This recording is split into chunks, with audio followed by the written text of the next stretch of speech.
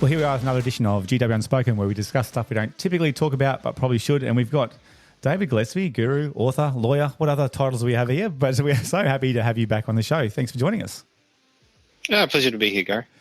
Look, I know that we've talked about a few things, and I guess we want to see where you're at the moment. Sometimes we do this with our people who come on the podcast. Can I ask you at the moment, I know you're a busy man, but out of 5, how are you feeling at the moment? 5 being awesome, 1 being at the bottom end of the scale?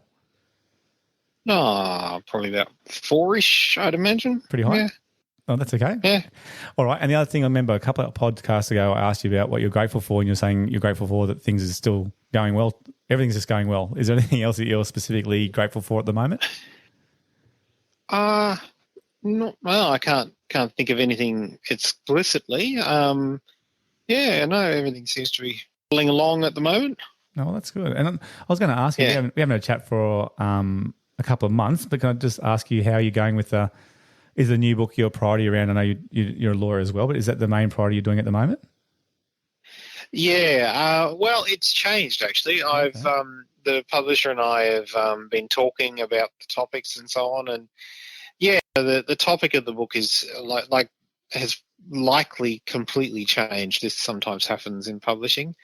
Doesn't mean I throw everything I've done in the bin. It just means I save it for another time. But so looking like it'll actually be one about ADHD, or probably not necessarily just focused on that, but focused on the things that everybody thinks are ADHD and how a lot of the addiction type behaviours that we're introducing into children drive that current, wave of that. Yeah, well, I was just thinking, I think I was talking to someone the other day and they were talking about, again, diagnosis of ADHD, or maybe you're talking about the differences in dopamine levels from addictions and those kind of things. So I'm looking forward to that one as well. I was actually going to get a little note here saying, please try and get a nugget of gold out of him about is sunscreen actually working, but that's another book you're saying now. You've put that one on hold. I have to wait. Is that right?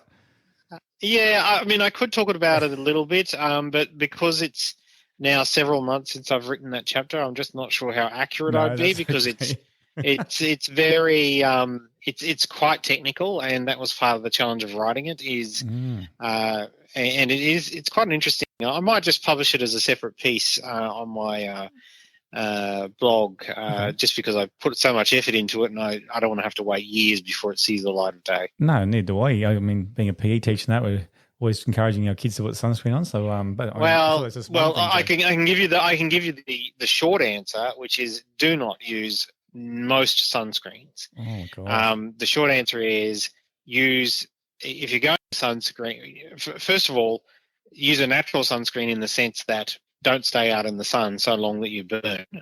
That's usually rule number 1. Yeah. If you don't have a choice about how long you stay in the sun, then pure zinc-based sunscreens are really the only choice. So that's sunscreens that have nothing but zinc in them. Yeah. So most people don't like using them because they have roughly the consistency of house paint. And work roughly the same way, which is that they just are a physical barrier to the sun. Chemical sunscreens, which is almost all other sunscreens, ones which react with UV light and in the surface of the skin, and there's lots of good reasons not to be using those, not the least of which is that they're not particularly effective. But there's other good reasons not to use them, which I go into in quite a lot of depth. But certainly for the last probably 5, 7, 8 years now, no one in my household has been using anything other than zinc-based sunscreens. Wow, that's amazing. They're a little bit more expensive although if you keep an eye on it, they go on sort of half price off type sales at Coles every now and then. Okay. So they're worth getting. But kids aren't fans of it because, they're like zinc. They're the things that you used to put on your face when you're a small child, and it took about 3 years for it to come off, and that's part of the value of it, I guess. Correct. I remember doing that, the old cricket days, but oh my gosh. Well, let's hope it doesn't wait 7 years, because, I mean, that's some nuggets of gold right there, and I really appreciate give us an insight with that one. And look, you've come on the podcast a couple of times talking about the addiction to technology, and I know it's a big thing of what we do here, and GW Unspoken, we talk about about the dangers of technology, and I'm open about how you've sort of changed my life in that kind of field. But I got this really good question that By the happened. way, sorry, just before you get to your question, Yeah. I don't know if you saw in the last couple of days there was I think it ended up in the Courier Mail here too, but originally it was in the on the BBC website about the biggest mobile phone retailer in the UK, which is EE, which I think stands for Everything Everywhere, but it's a subsidiary of British Telecom. It has about 22 million subscribers, and they put out an announcement saying that they recommend that children under 10 not be given smartphones because of the potential danger to them. Now, that's pretty big coming from someone who makes all their money from selling you the data that goes into smartphones, because you're not selling much data if the only thing you can do with a phone is send the text. That's crazy. So they're saying, counter to their own best interests, I guess, kids shouldn't be given these things. So well, you think they're protecting themselves then? Potentially, or maybe they're just, have a conscience. I don't know. Okay.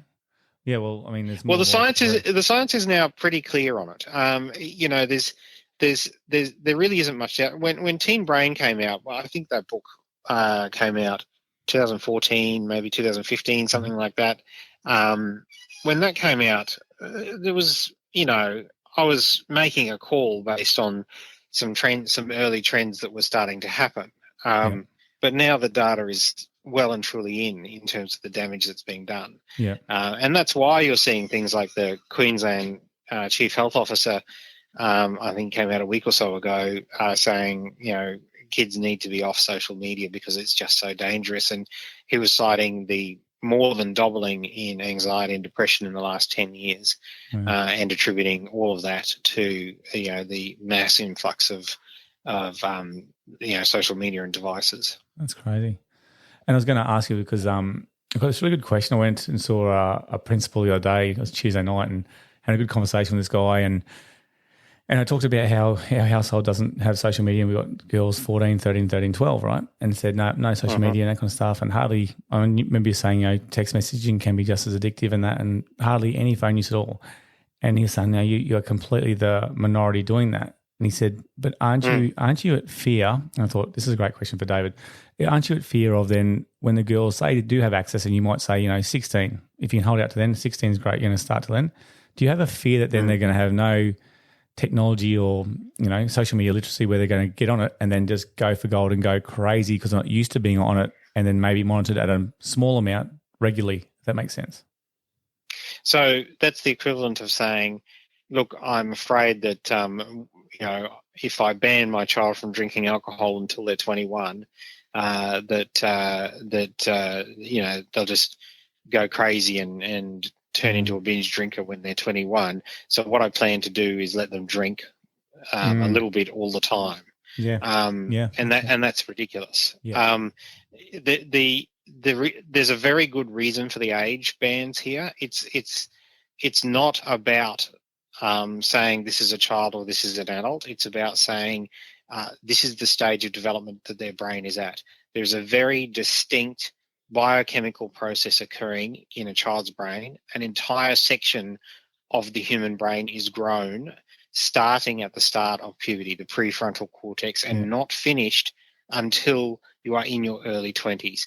And to do that, the brain has to turn off an important moderating chemical that when it's off makes us much, much easier to addict. It's why all addictions start in adolescence, because it's only at that point in the human brain development that control mechanism is dialed down to allow the brain to grow. So people think that babies are born with a fully intact human brain and ready to go, and that's simply not true.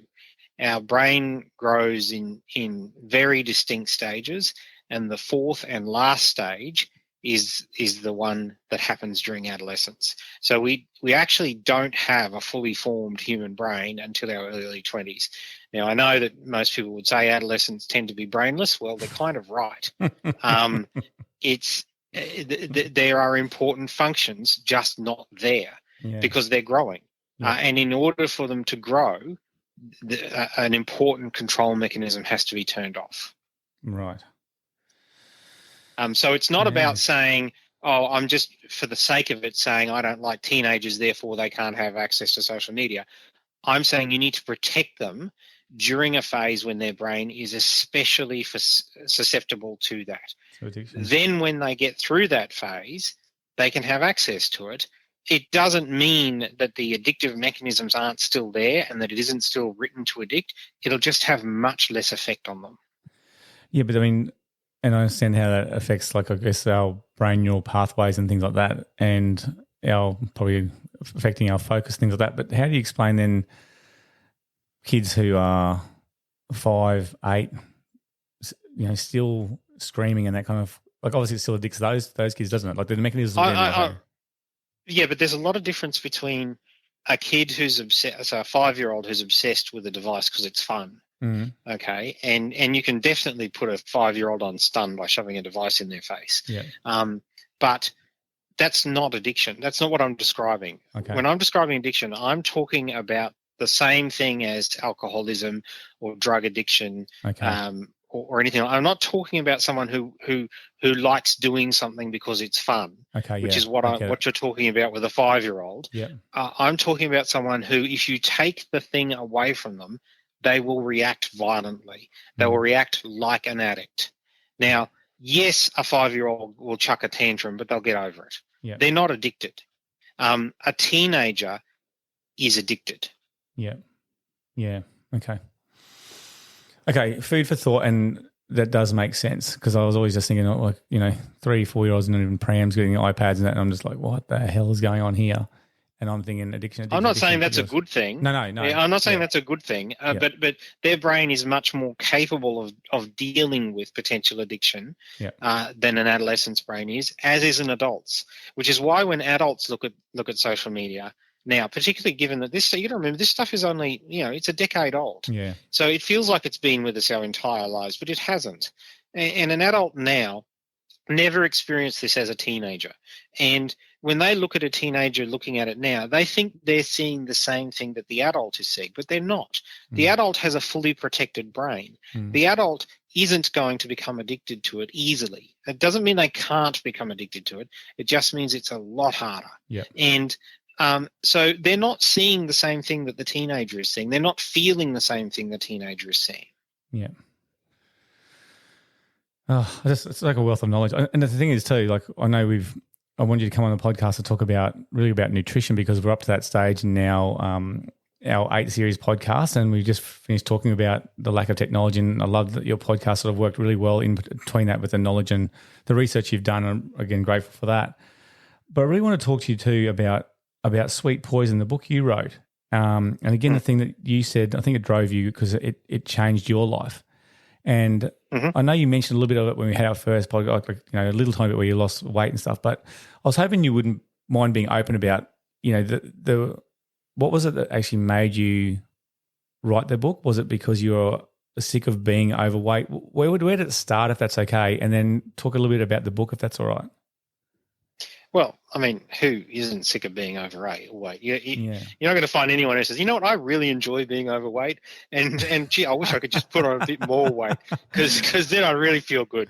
Is it the catalyst? Was it the catalyst of going, I've had enough now? Well, it was a catalyst for looking for a solution. Okay. Yeah. So what I didn't understand was why I and most of my friends and every other Australian I knew, I was fairly normal build when I was 18, 19, 20 and going to uni and all that sort of stuff. But then I started putting on weight as I got older and older. And, it wasn't like I suddenly put on 20 kilos. It was every year an extra kilo here, an extra kilo there. And so by the time I got to my mid-30s, and we had 4 children by then, all under the age of 8, and by then I'd gotten to a pretty significant size. Like I was probably a good, 40 kilos overweight. I'd stopped even daring to get on the scales, right? But it was, and like I said, it had happened gradually over, probably the better part of a 15-year period. And what I didn't understand was why. I saw all the standard things on television, that you hear and see, try the cabbage soup diet or the, walking the dog diet or, keto. I don't think they had keto then, but low carb or whatever. And I'd give them all a go. And every single one of them would work. Like every single one would work. They'd all knock off about a kilo a week for as long as I was prepared to stick at it. Unfortunately, they relied on willpower, and I didn't have that in great supply. And we had 4 young kids to look after, and that can decay your willpower very, very quickly as well. And I found that the willpower would give out usually after about 2 weeks. The 2 kilos I'd managed to lose would usually come back with interest. And I thought, I don't get this. I don't understand why a biological system needs a manual override, i.e. willpower, in order to work as designed. You look around at every other species on the planet, no other species seems to have this issue. Lions are exactly the weight they're supposed to be. Elephants are exactly the weight they're supposed to be. Dogs are exactly the weight they're supposed to be, except animals that are fed by humans. The only animals on the planet that seem to have a problem with their weight are humans and animals fed by humans. Good point. And I thought, what could possibly be going on? And also, this seems to be relatively recent. You look back 50, 60 years at photographs of crowds of people, and there's almost no one overweight. And you say, well, okay, so something relatively recent has occurred. It only affects humans or animals fed by humans, and it requires a manual override to fix. That, to me, sounds like the description of something going wrong with a food supply. And so I looked at the health authorities for clues on this. Look up what the Heart Foundation says, what the dietitians say, all that sort of thing. And they're all telling us at the time. This is early. This is what prompted me to start looking was actually the birth of our twins, which made children 5 and 6, which would be 6 kids under the age of 9. Nice. And Lizzie, who likes to breastfeed all of our kids, was intent on doing so with twins, which is, basically meant she would be out of action forever. And I would be looking after them all. And I was feeling overweight and apathetic. And I thought, I need to figure this out because it just can't go on like this or I'll be dead within the year. So I went looking for the science and I wanted to understand, what am I misunderstanding? Because clearly, there's been lots of science done on this. There's all these fabulous organisations publishing all this stuff about what we should do, and I'm clearly not getting it right. So I went looking to the science, and I'd look at what the Heart Foundation, the dietitians said, and they'd say, "Oh, the problem is you're eating too much fat. Fat makes you fat. If you just cut back on the amount of fat you eat, you'll be fine. Count calories, count fat, everything's good." Okay. Now, that had me doing things like going down the supermarket aisle and helping myself with glee to a bag of marshmallows because they're 99% fat-free. Because that was the message, is fat is the problem here. Everything else is fine. And that's why the bag of marshmallows had a big sign on the front of it saying Heart Foundation ticket, 99% fat-free. But I thought this just doesn't make sense because I've been doing this. It doesn't work. It seems to require massive amounts of willpower and it just doesn't work. It's not a sustainable approach. And my experience appeared to agree with most of the population in that it wasn't just me getting fat, everybody was. The rate of overweight and obesity continued to climb inexorably.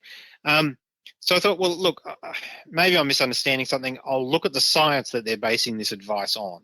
So I went looking for the science and I found that they were referring to sort of population level studies, which are dodgy at the best. And there wasn't really anything that you would point to and say, this is hard evidence that they've done a controlled diet that tested this against this and this is how it worked. And so I kept digging, trying to find some sort of answer, found that there was really no decent science underlying any of the advice that we were being given about how to lose weight, which I guess Wow. made sense because no one was No, it's no sense. losing weight. Yeah. But I kept digging, and what I did was I came across a line of research that had started really at the dawn of nutrition science, human nutrition science, which was the London School of Human Nutrition, which was the first school of nutrition in the world, which was created just after the Second World War by a fellow by the name of Professor John Yudkin. Now, he was a doctor, and yeah, as I say, created this first science, and he was thinking about the same issue. He was wondering, what is it that makes humans fat, and is it as simple as fat makes us fat? He tried very, very hard to prove that. Did lots of lab experiments with animals and so on, fed them fat, couldn't make them fat. So it seemed to have about as much, whilst it has a surface appeal, fat makes you fat, it seemed to actually be about as true as eating cucumbers makes you green. It doesn't work that way. Right. Metabolism doesn't work that way. And he found that no matter how much fat he fed to these animals, he couldn't make them fat. Wow. They would just stop eating. So that once they had enough fat, they had enough calories, they would stop eating. They obviously had a functional appetite control system that stopped them when they had enough, which is why animals in the wild, of course, don't get fat. They stop eating once they've had enough. Okay. So he thought, well, what would make them fat? He did notice that in some of his crossover experiments where he'd tried feeding the animals sugar, he could make them fat. In fact, he could very, very efficiently make them fat. And so he set up, some experiments where he would feed some animals sugar and other animals fat and other animals just their normal feed. The animals eating fat were fine. The animals on their normal feed were fine. The animals being fed sugar just kept getting fatter and fatter and fatter and fatter and would not stop eating. So he said, well, obviously there's a bit of a problem with sugar. Now, he knew that sugar was made up of two molecules, fructose and glucose, and he knew that glucose is the primary energy source for animals. So if there's a problem with the glucose, then there's a very big problem. So he decided to try doing the experiments again, but dividing the sugar into the fructose and the glucose halves. Okay. So one group he would have being fed glucose, the other he would have being fed fructose. Yep. What he found was that the animals just eating the glucose, which is carbohydrates, all carbohydrates are ultimately converted to glucose, it had no effect on them. They were just as fine as the other animals eating fat or eating their normal chow. But the animals being given fructose were actually getting even fatter faster than the ones who he'd been previously feeding table sugar to. Wow. So from that he deduced it's the fructose half of sugar that's the problem. Now, he wrote several extensive papers on this. He ultimately extended his experiments into human patients in a hospital connected with the School of Nutrition and proved the reverse. By removing sugar from their diet, he could actually make them lose weight. So he published all of this. Unfortunately, he was publishing it at the same time as a fellow by the name of Keyes, who was responsible for something called the Mediterranean diet and very, very influential in the US government, was persuading the US government to publish papers telling us all that fat was the problem. Long story short, Keyes won. Our nutrition device derived from that US advice, none of it based on science, and no one ever heard of Yudkin. So I thought, look, this is all terribly interesting. If it's true, then all I've really got to do is stop eating fructose and I will lose weight. So I thought, okay, I'll conduct an experiment on myself. You're going to be a human lab rat and have a go and see That's right. See I thought this is going to be easy. I don't eat that much sugar anyway. I didn't put it in my tea or coffee. Yeah. I don't put it on my cereal. I thought it was going to be easy. It turned out it wasn't, because it turns out the sugar is actually embedded in everything. So even though I didn't put it on my cereal, most cereals are 20 to 30% sugar anyway. Most yogurts have more sugar than ice cream. Sugar was in everything. So it actually ended up being a lot harder than it sounded, because you actually had to read very carefully the labels and make sure that there was no sugar in the food. There was some upside to it. You could still eat pie and chips. You just couldn't put tomato sauce on because it's full of sugar. Oh, okay. So, it's not a bad diet if the diet consists of eating pie and chips, if that's what you want. So I didn't think of it as a diet. I just thought of it as I'm just going to avoid this one thing. And luckily, it's an easy thing to avoid because you can taste it. And the longer you're off it, the easier it is to taste. So the simple rule was if it's sweet, don't eat it. And I followed that, and I found that the weight just started coming off. About a kilo a week. No willpower was required. I could eat anything I wanted whenever I wanted. I just couldn't eat anything that tasted sweet. And you might think, well, that's insane. How can you just continuously eat and be losing weight? Well, because I wasn't continuously eating. The interesting thing about it is that when you take the sugar out of your diet, your appetite control comes back. And you suddenly start feeling full when otherwise you would have easily had room for dessert. Now you're stopping halfway through the meal because you're feeling chocolates. I was eating less, but not because I was having a manual override and using willpower, but because my body was controlling how much I ate. And that was the interesting thing. No willpower was required. I could do this for the rest of my life. I have done it since then. This was in 2003 that I did this. It's now, 21 years later. I lost 40 kilos. I've stayed the same weight ever since. And eating what you want, and you've been satisfied. Eating whatever I want, whenever I want, as long as I don't eat anything that tastes sweet. Okay, so and as long as I listen when my body says it's full, which is pretty hard to ignore actually, because most people can't eat past feeling full. So that's it. There's no magic to that. And now, when you lose 40 kilos, so I lost 40 kilos in, I suppose, a space of about a year. And when you lose that much weight that quickly, people notice. Okay. And lots of people would say to me, oh, what'd you do? And I'd explain everything I just explained to you then. And that got a bit long-winded, and I got a bit tired of explaining it. And a friend of mine said, look, you've just got to write this down and, put it in a book or so. I said, well, who's going to read a book about that? I don't know any publishers. I don't know any, that's a fantasy. He said, write it down, give it to me. I will get a publisher. Find someone. So I did. A year later, I'd forgotten about it. A year later, he rings me up and he says, I've got you a meeting with a publisher from Penguin. Get down to Melbourne tonight and meet her. So I did. And she picked up the book, and the rest is history, if you like. And I'm still, by the way, working for that publisher 14 books later. I love it. So, because the book ended up selling so well that they just keep commissioning books, I guess. Good on you, and good on you for doing that and all the research you do on top of your, being a lawyer and stuff too. But even like your family must have seen a big difference. And did you obviously find, they always talk about you find a new lease of life, more energy? Did you obviously found all those things as well. But with that, look, honestly, you do. You don't know that you don't have energy when you don't have energy, right? Now looking back, I would say, yes, I was lethargic, apathetic, and I feel completely different now. But if you'd asked me then, I would have said I'm fine. There's nothing wrong. Yeah. Okay, well, I've got a couple of questions if you don't mind around that. So yeah, sure. So when people say who have alcohol and say, well, I've got a beer gut, and beer goes there, and we know naturally men carry weight around the stomach and girls in the hips, and biologically we're created that way or made that way. Is alcohol then a two-prong effect where it does make you more hungry because you're having sugar, and it also stops your metabolism? That's the main thing with alcohol, I understand?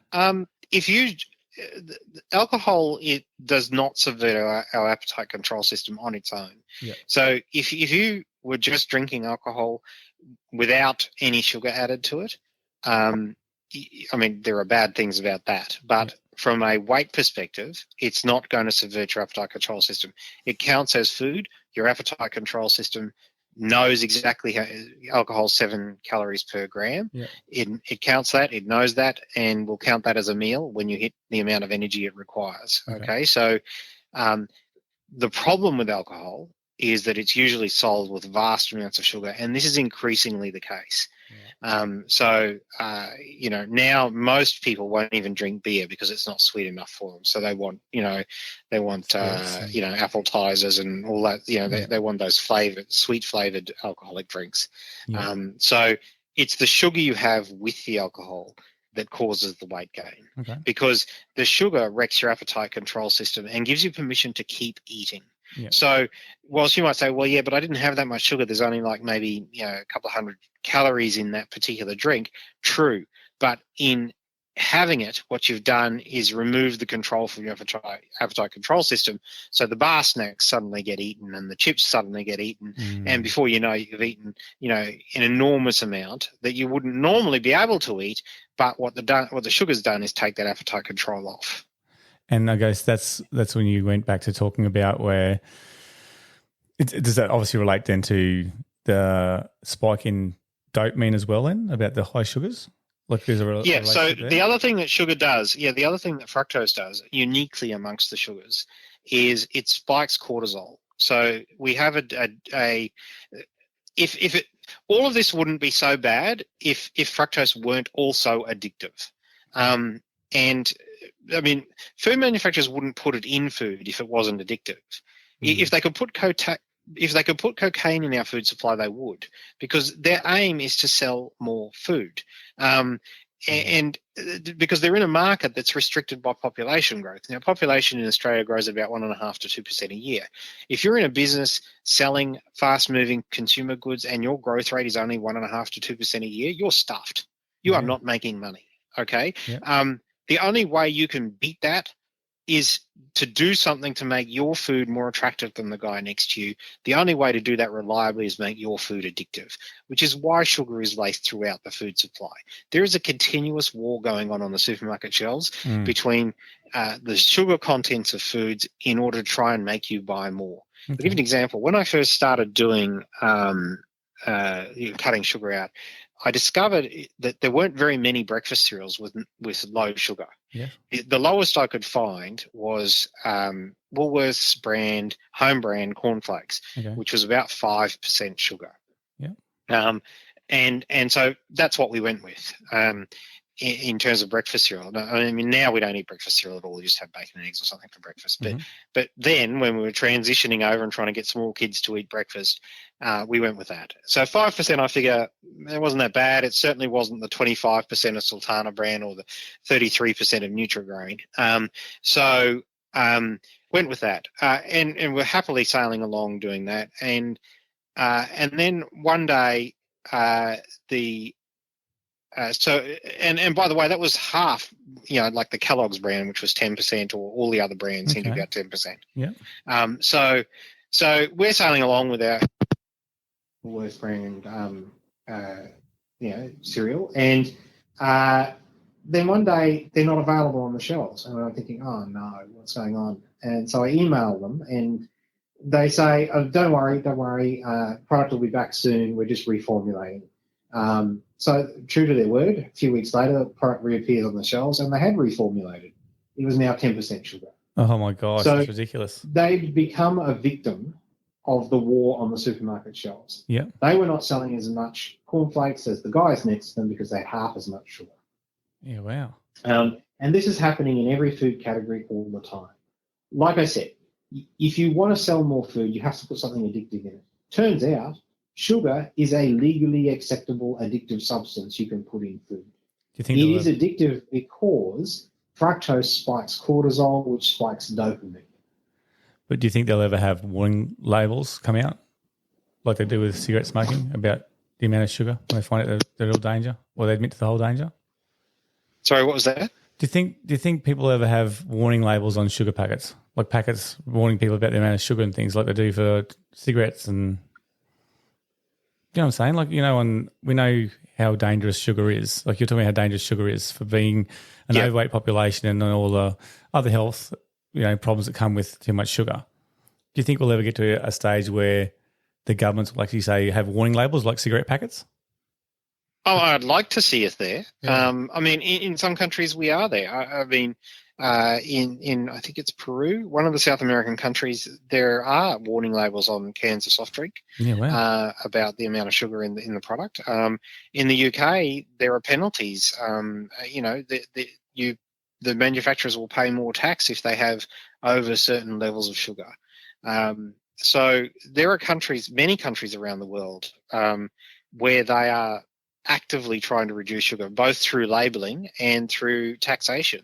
And Australia is one of the worst in the world for doing that sort of thing. But that's not a surprise. I mean, Australia is the second biggest sugar producer in the world. So it's a big ask to ask Australia to be a leader in cutting back on sugar. Yeah. All right. Well, I've got a few questions off that, if that's all right. Yep, sure. There's some great insights in there, so thank you. What about, you're talking about fructose a lot. So are we then saying then fruit is bad for us? Yes and no, in the sense that fruit is nature's dessert. Once upon a time, before we had the ability to produce sugar in commercial quantities, which was the early 19th century, and by the way, the hunt for the ability to do that was called the hunt for white gold, and they called it white gold because they knew exactly what I was talking about here, that if they could create something that allowed them to put sugar in everything, they had a gold mine. Yeah. So prior to creating a commercial process for that, sugar was hideously expensive and really not available to most of the population. In fact, it was so rare and expensive in the 17th century in England that people used to blacken their teeth with coal dust so it looked like they could afford the sugar that would have rotted their teeth. Wow. So you want to look rich? You look like you've lost a few teeth. That's right. My gosh. Yes, because then you could afford sugar. You could afford the good stuff, you know. Before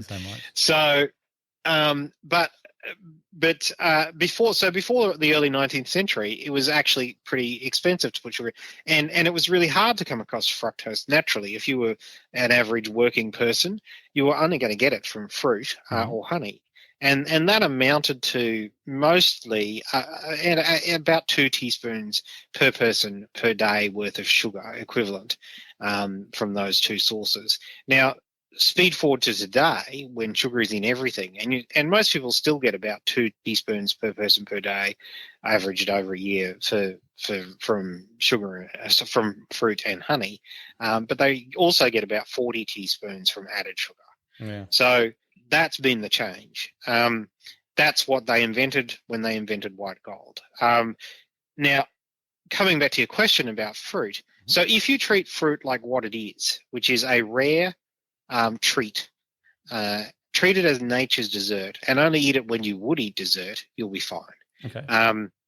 But never juice it or dry it, because then all you're really doing is creating highly concentrated source of sugar. And sugar is no more healthy for you if it's squeezed out of an orange than if it's squeezed out of a piece of sugar cane.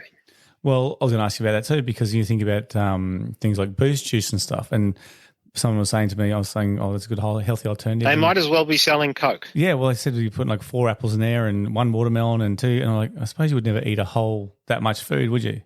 But they're juicing it and it's all concentrated in that one drink. Well, it's just sugar.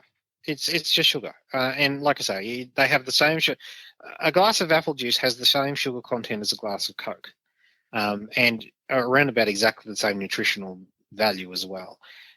Juice has had a halo of health for far too long, and it is really just sugar water. Wow. Well, in saying that then, and I remember you talking about, you did mention a couple of the different types of diets earlier on. So are you saying that sugar is the main thing? So if someone says to me, well, really, Gary, paleo is better because it's mainly meat, and meat makes you feel fuller for longer, so you won't actually eat more calories. Are you saying that most of these diets, even though they're different, all that's really happening there is that they're eliminating the sugar. So diets that eliminate sugar, so low-carb diets tend to eliminate sugar. Yep. So whether it's keto or paleo or whatever you want to call it, if it's a low-carb diet, it's probably eliminating sugar or most of it, and that's what's doing the trick. Okay, so long as it's still, no matter what diet you're doing, or you have a good relationship with food because you maybe like the taste or whatever, as long as it's the low sugar content is a baseline still. Yeah. What about, you'd mentioned before, and I hope you don't mind me just jumping around here because I've got a few notes here just about some questions for you.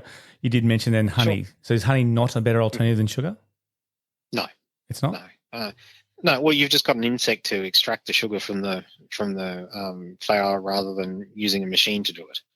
Okay. So I think honey used to be called, actually, the nickname for honey was, I think it was sugar made by bees or something like that, which is a more accurate description of it.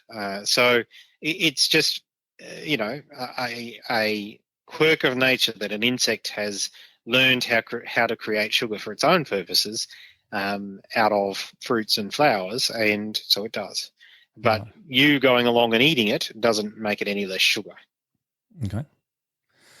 What about, and I don't know how, I know you're a big researcher, but I don't know how in-depth you went this way, but I know that my wife looked at all the Dr. Gundry stuff too, and he was saying stay off lectins, stay off seeds. Did you go into that much depth into the book or into your research as well about whether those kind of things were good for your diet and nutrition, or was it mainly solely to do with sugar?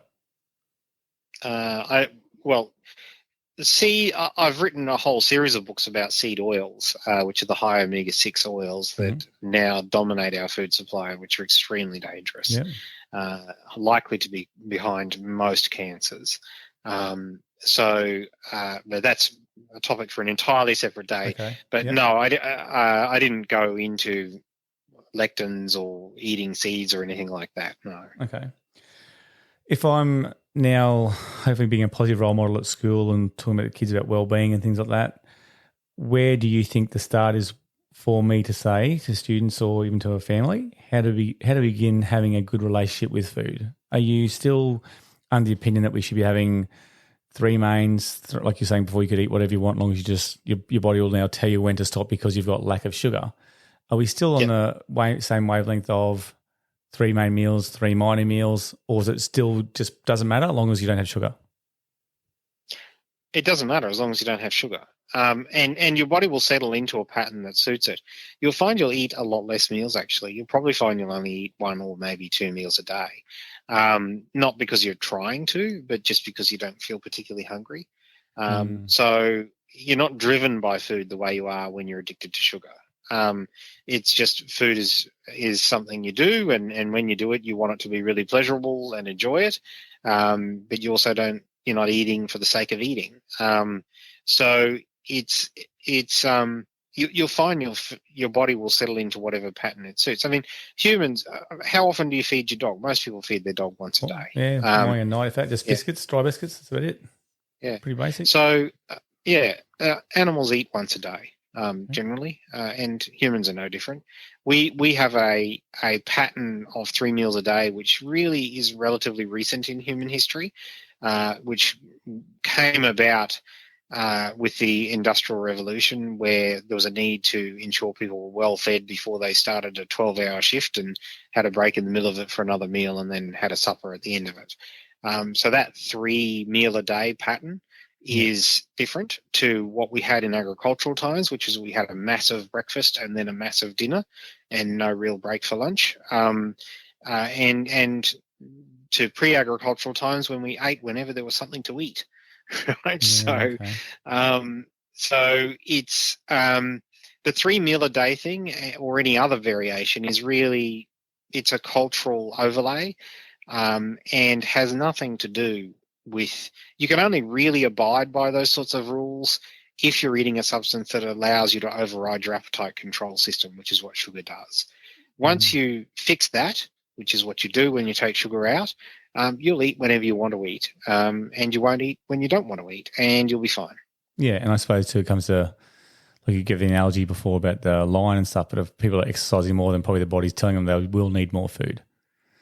That's right. Yeah. I mean, that's the bizarre thing is people are told to exercise to lose weight when the reality is if you exercise, you're going to be hungrier. So,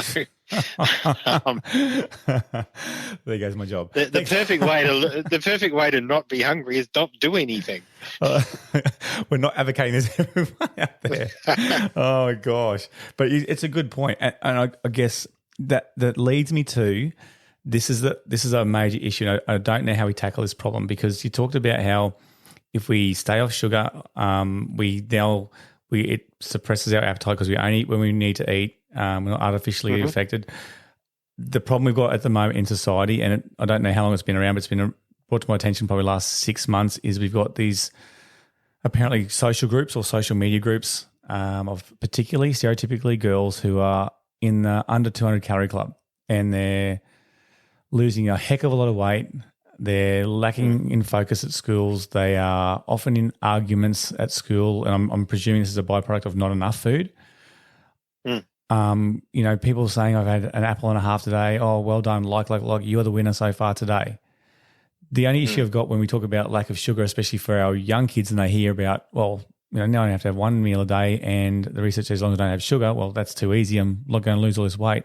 How do we actually, I'm trying to get to a question, how do we actually have that balance where we tell kids, no, you still need food for nutrition for your bodies to grow, rather than just going to this club where now you're losing weight and you're the winner, and we're reinforcing that? Yeah, well, I mean, I guess those sorts of things are addiction happening a different way. So that's the other side of addiction, where what's happening in that sort of a social thing, which is driven through social media, is that they're getting dopamine rewards through oxytocin from the approval of their group. Yes, makes sense. Yep. And that addiction is what's driving the behavior. And it's a risky behavior because eventually the body gets to a point where something that I like to refer to as a reverse addiction kicks in, which is the particular metabolic, the brain mechanisms that drive addiction, where you might remember this, I explained it before, there's a switch in the brain called delta phos B, which ratchets up every time you get a dopamine hit. Well, every time you get less of a dopamine hit than you should, that ratchets down. And if it ratchets down too far and your BMI drops below about 17, you're in territory where you're in a spiral of that switch going down and never letting you eat enough to stay alive, which is what happens in anorexics. And so I'm not saying that these people are anorexic. I'm simply saying that it's a pathway that could lead there. And what's driving them on that pathway is the reward hit they're getting from the approval of their peers via social media. So the thing that has to be changed in that scenario is not giving them more food, but getting them out of that peer loop. Yeah. But then it also becomes the self-approval too, doesn't it? It becomes the look in the mirror, I can now see my abs, and I'm going to Well, if it gets to that point, then you probably have already crossed the line into dangerous territory with anorexia. But if what's driving it is the approval of peers, which is probably how it starts, the critical thing to break is that. Yeah. Is getting them out of that loop that's giving them a dopamine hit from their peers saying, well done. So how do we get that across to schools, Dave, or to families about that education? Because, to me that now that makes sense. I understand how you've linked that oxytocin to the peers, and we know that teenagers, often peers are more important. It's particularly, the thing to remember too is it'll be unusual to find boys doing this, simply because boys are not very sensitive to oxytocin during adolescence. They do care what other people think, but not much. Whereas girls are intensely focused on what other people think to a level that no other human ever is. They don't feel that way when they're a child. They don't feel that way when they're an adult. But but during that phase, from the start of puberty to early 20s, they intensely feel oxytocin. They're intensely sensitive to it, which is why social media is so powerful for that age group in females. Boys are protected by testosterone, which mutes the effect of oxytocin. Right. So I was going to say to you, so obviously biologically that's the difference. There's a difference there of why girls are more susceptible. It's not just a stereotype or a comment. I mean, the downside of the testosterone is that then boys have, they enjoy risk. They have no impulse control. Yeah.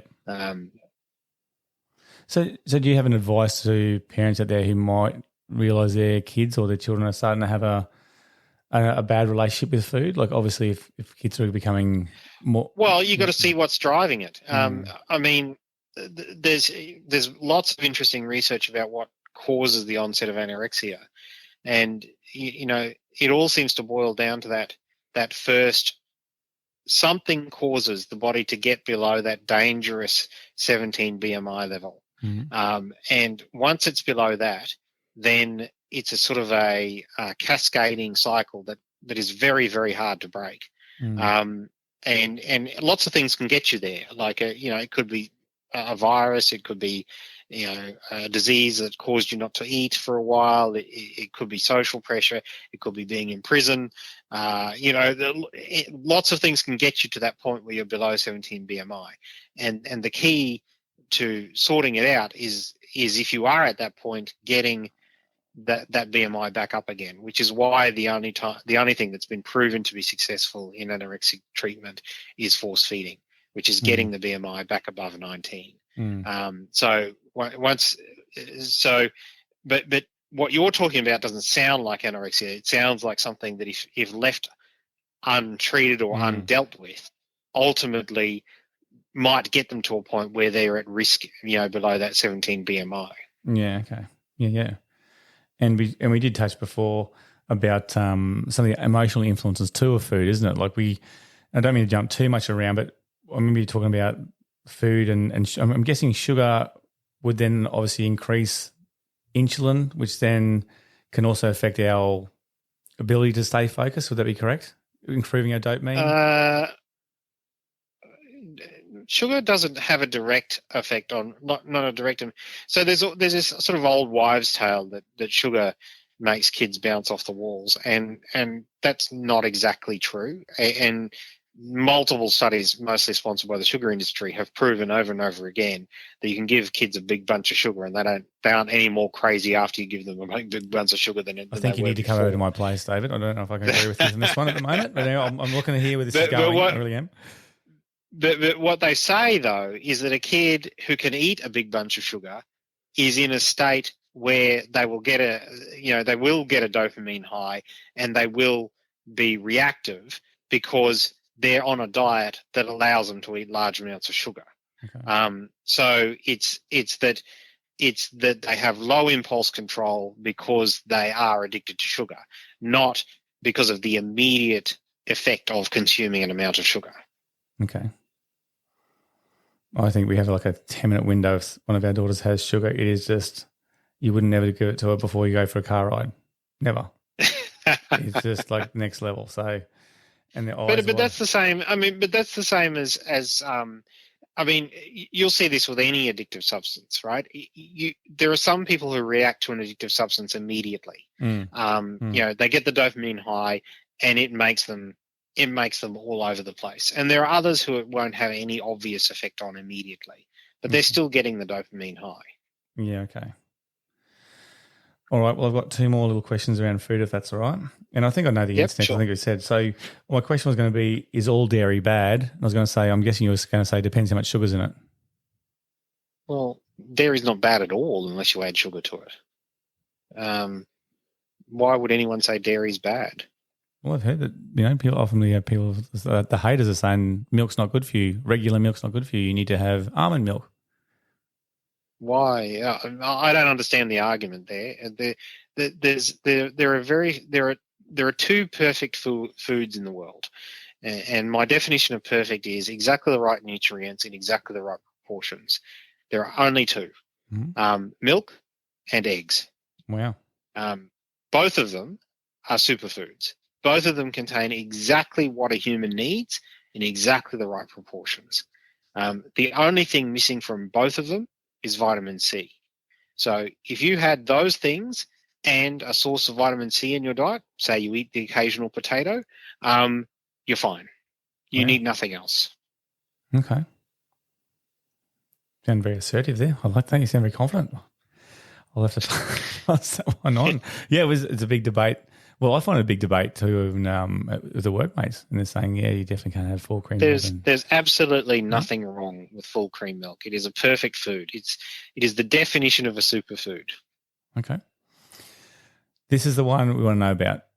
I don't want to know, but I have to ask about this one. What about things like our zero products, our Coke Zero, our Pepsi Maxes, our stevia, or whatever you think of them as think of them as methadone for sugar addicts. They simulate what sugar tastes like, and they'll fool you if you are still consuming sugar. As soon as you stop consuming sugar, you'll find they get less and less tasty. You get a significantly greater sense of taste once you remove sugar blinding from your taste buds. So within 2 to 3 weeks of dropping sugar from your diet, you'll find that those things don't taste much like sugar anymore. They'll start to taste like chemicals, and you probably won't want to have them. A lot of people who quit sugar don't stop drinking them because they're afraid of them being dangerous for them or anything like that. They just stop drinking them because they just don't taste any good.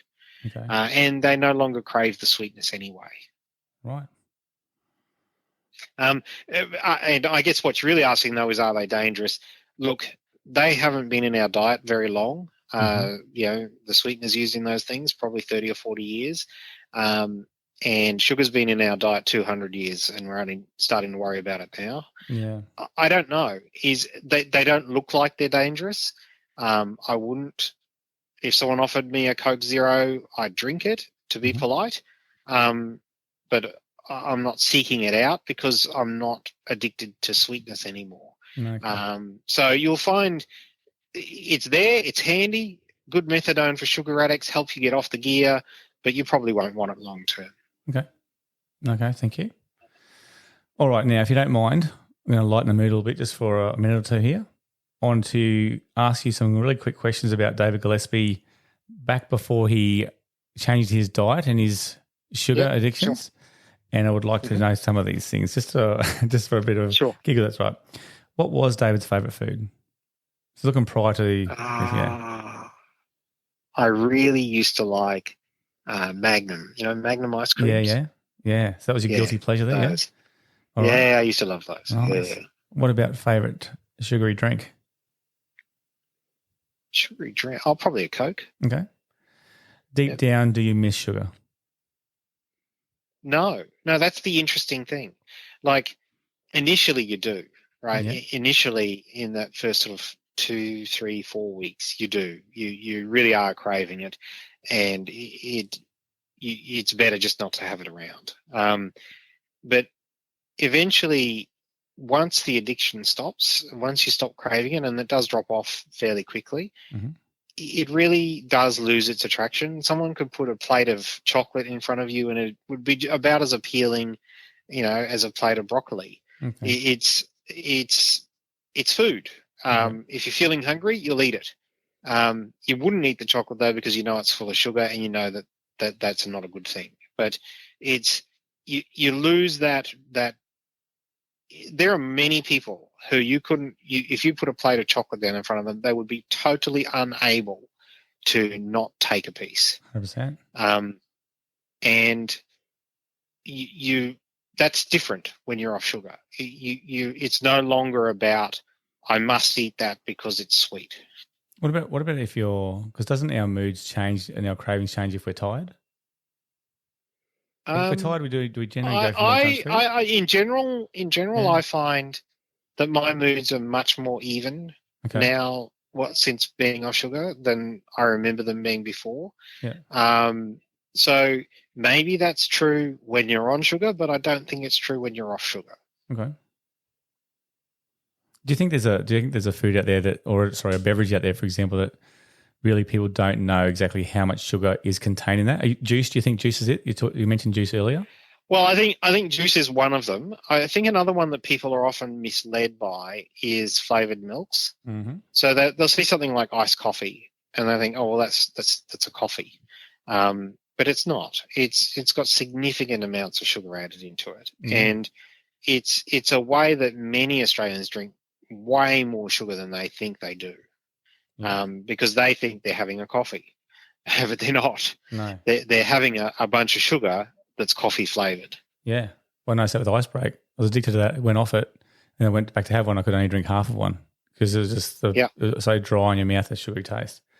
What about your family your thoughts of your family around you when you were changing and the kilos were dropping off you? Was there a sense of pride amongst the family? I doubt they noticed, honestly. Lizzie was come on. breastfeeding Oh, twins. yeah, right. That's right. And I'm like, I think she was just happy if I just kept cooking the looking after the food, kids. feeding the other four. I don't care about your sugar. Just bring the child over here because I need to breastfeed. Yep, I understand. And she didn't want to get involved in it, right? She didn't want any weird things I was doing. She wanted what she wanted when she wanted it. Yeah. It was only after the twins were sort of 1 year old and getting underway that she decided to take an interest in what I was doing and started to join me in it. And now is the greatest advocate of it for our family, has been the whole time, because some of the things, not just the sugar, but when you get to the seed oil part, it's much, much harder to eliminate seed oils from your diet because they're in everything and they're very hard to detect. So you basically have to make a lot of things from scratch. And so you need to have someone on board who's prepared to do serious recipe development and investigation to remake things to the point where, it's acceptable to a child as good as anything they could have gotten from a shop, but it doesn't contain the seed oil or the sugar. So that's what we've done in that book, the Eat Real Food Cookbook, which I did a few years ago, which is really just a guide, everything Lizzie learned in 15 years of doing this, and the recipes she ultimately developed to be as simple, as quick, as cheap as she possibly could for a for a modern family's diet. That's what's in that. Okay. All right, two real quick ones here before one last one. So, Harper's, what was the hardest thing about quitting? Hey, what was the hardest thing about quitting? Yeah, initially. Was it the cravings? Probably, yeah. There wasn't much that was that hard. Okay. Honestly, that was the surprising thing about it, is that it wasn't hard. Okay. Whereas previously, everything else had been. Yeah, because I remember you saying that, I tried this diet and then came back with interest. I tried this diet, but then you reckon once sugar. If it had been hard, I wouldn't have been able to do it, honestly. Okay. So it was its point of difference was not being hard. Okay, but did anything replace those cravings?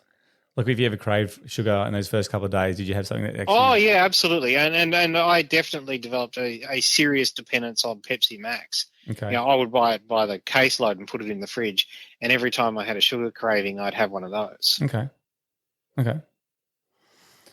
All right, I've got one final question for you. This is a bit off the topic, but again, I want to thank you for coming on GW Unspoken and discussing these things. And again, learning curve for me, and I really appreciate it. And I'm sure the listeners do too. I know the staff are loving hearing from you, so I appreciate it. What's next for David Gillespie? Like, I know you're an author and you're driving, you're getting up early and you're doing this amongst your other job as well. And is it still to write more books, or is there something else in the pipeline that Dave's got an itch about that he wants to do or he's doing as well? Have I talked to you before about free schools? I've heard about free schools when I first looked at Teen Brain and I started looking at those things. So quickly go that. That's all right if you got a couple of minutes there. Free school. I wrote a book called the Australian Free School or something like that. I think 2015, 2016, which is about the Australian education system and how it's fundamentally broken and what things need to change about it. And given that the average parent, isn't in any position to change anything, what to look for in a school to tell whether it's working or not. So that was that book. And in that book, I went through a lot of the research in education, most of which is honestly garbage, but was able to dispense from that the things that did actually work in improving school performance. And one of those things was the interesting work being done in the US at the time on flipped classrooms, which was essentially the idea that you could, in say a 70-minute lesson, there's only really 10 minutes of new content. And you could deliver that 10 minutes in a video before the class and then spend the class practicing. And that was having real impact in particularly low socioeconomic schools in the United States. And I determined, because it was one of the most powerful things that I saw being done, and so I determined that something needed to be done here that allowed kids to have access to that kind of material from Australian educators that was lined up with the Australian curriculum. Because one of the big problems was that my kids would sort of freewheeling that kind of thing. They'd come home from physics and not have understood a word, and and get on YouTube and find some American blabbing on about it, and who may or may not be right. You got no guarantees, and may or may not be in line with what you're supposed to be learning anyway. Once again, no guarantees, but it was all they could do. So I said, what would be really terrific would be is if we had that resource, but actually done by Australian teachers who are teaching this stuff in the class, and we're lining it up with exactly the unit and topic that they were teaching in their day job, and have these as 10-minute videos that any kid could go in and say, right, well, I'm in year 11 physics, unit 1, topic 3, whatever it is, there it is, and I can see 20 Australian teachers teaching that, and I can choose the one I like the best and watch it. And so we did that. I founded a charity called the Australian Free School Limited, which is a proper registered charity and everything. $2 donations above $2 are tax free, all that good stuff. You just go; it's at freeschool.org.au, and it has over 8,500 videos like that for Australian senior secondary schooling, and more being added every day. It's completely free. The teachers who do it work for free.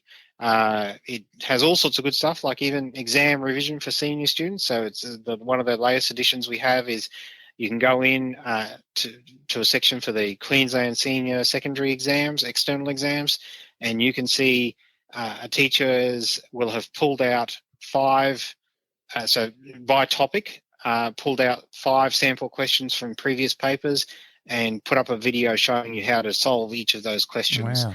On that topic. So it's all there, it's all free. It's a passion of mine at the moment, has been for the last few years, and just because it's something that I feel the Australian education system needs. Fantastic. What a good man.